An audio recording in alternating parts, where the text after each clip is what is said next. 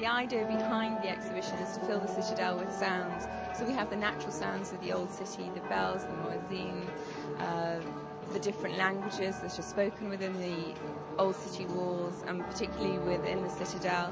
And now we have this wonderful exhibition, Soundscapes, which is filling the walls with a new sound.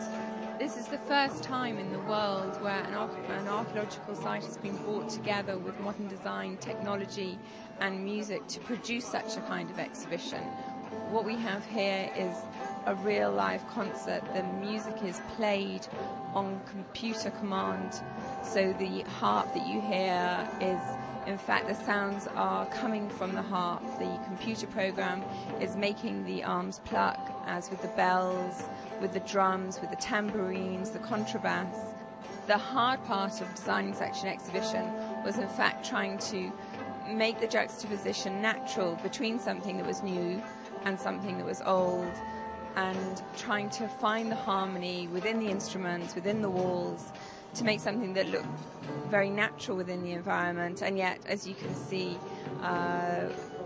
the huge giant-sized instruments certainly are not in their natural habitat. They've been made specifically for the citadel, and we wanted something that was going to fill the ancient citadel walls with colour and sound. And Yael Tevet and Roy Roth came up with this final design that was really a combination of modern colour against the beautiful stones of the Jerusalem walls of the citadel. We've got the music, the new music that was composed by D.D. Fire, that stands in juxtaposition to the wonderful sounds of the natural sounds of the old city.